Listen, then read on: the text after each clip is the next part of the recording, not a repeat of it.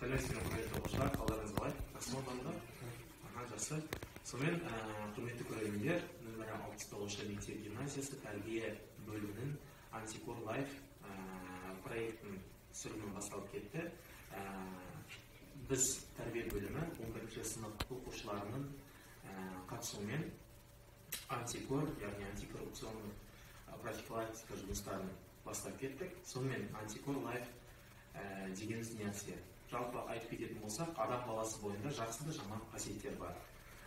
Бізге ақылдылықты, адалдықты, қарапайымдылықты, кішіпейілдікті, инабаттылықты кішкентайымыздан үлкендер, мектеп қабырғасына келгеннен кейін мұғалімдер бізді қоршап отқан ортамыз, достарымыз береді, солардан біз аламыз.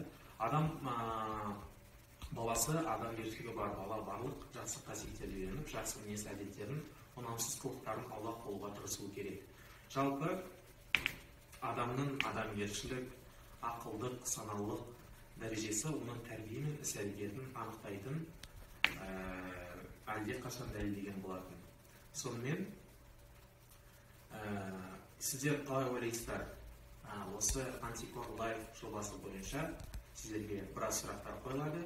Яғни бірінші сұрағымыз ол адал достық дегенді қалай түсінесіздер? Адалдық деген адам мінезіндегі ең жақсы қасиеттің бірі. Жақсы, толықтырып кетсеңіздер. Өмірде екі дос болады, бірі амал дос, біреуі адал достар болады. Адал дос дегеніміз ол қиыншылықта, қиындық кездерде жаныңнан табылатын жақын досың. Ал амал дос дегеніміз ол уақытша дос болып келеді. Жақсы, келесі сұрақ. Сіздердің адалдыққа деген сенімдеріңіз қандай? Адал адам елбастар демекші, адалдық дегеніміз ол асыл игі қасиеттердің бірі. Сондықтан адамның бойында жаңағы адалдық, адамгершілік, сондай жақсы игі қасиеттер болса, адам ең жақсы адам болып табылады. Жақсы, рахмет. Келесі сұрақ. Адалдық, адамшылық бастауы дегенді қалай түсінесіздер? Адалдық, адамшылық бастауы дегенді қалай түсінесіздер?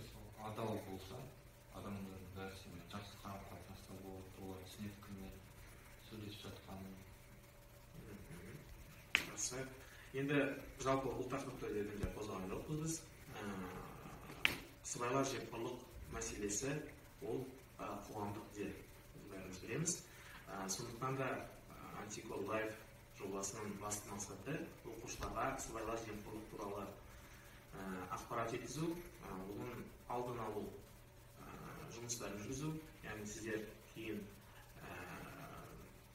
студент болған кезде, жұмысқа тұрған кезде сыбайлас жемқорлық іс әрекеттермен бетпе-бет келген кезде өздеріңізді қалай ұстап, қалай жүрулеріңізді ақпараттандыру.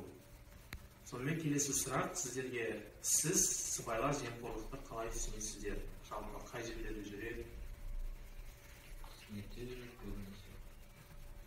Қайда?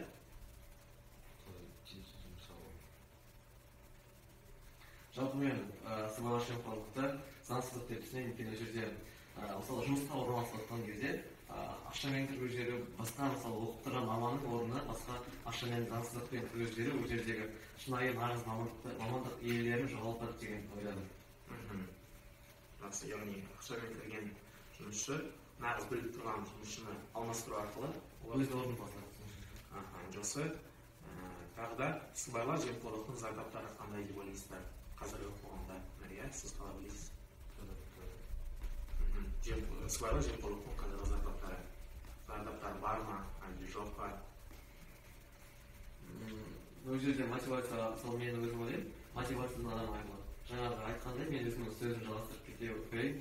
Жаңағы мысалы адам өзінің жұмысқа тұрды, ол студент кезінен бастап 11-ші сыныптан бері дайындалады, өзінің жаңағы мамандығына сүйіп оқитын. Оның орнына біреу тартып алса, онда ол жерде адам өзінің іштей психологиялық жағынан кетеді, еще өзінің мотивациясын жоғалтады деген ойдамын. Жақсы, сіздер қосыласыздар осыған, Жақсы, онда сіздер бүгін Антикор Лайф жобасы 11-ші сынып оқушыларымен жүргізіп жатқаннан кейін жалпы болашақ мамандықтарыңызға жемқорлыққа қарсы тұруға дайынсыздар ма? Сіздерге сондай сұрақ. Әрине дайынсыздар. Жақсы, сонымен Антикор Лайф жобасының мақсат міндеттері ол мектеп болсын, қандай да бір басқа әкімшілік ұйым болсын, яғни өзінің ұжымымен әрқашан профилактикалық жұмыстар жүргізу керек. Біздің нөмір 69 мектеп гимназиясының тәрбие бөлімі қазір оқушылар офлайн форматта өтіп жатқаннан кейін жемқорлыққа қарсы мемлекеттік және сапалы бағдарламалар, нормативті актілермен табыстыру ол біздің міндетіміз. Яғни сіздер тілексін болғаннан кейін сіздерге ол бірінші ретте. Келесі ол ұжымдық жұмыстар жүргізіледі, әдістемелік, ақпараттық және талдау жұмыстары болашақта жүргізіледі.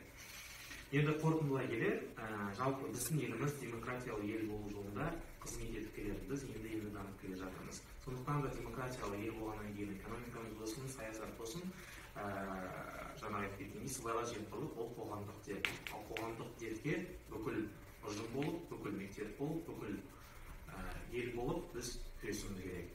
Сонымен келгендеріңізге көп рахмет, ой бөліскендеріңізге де көп рахмет.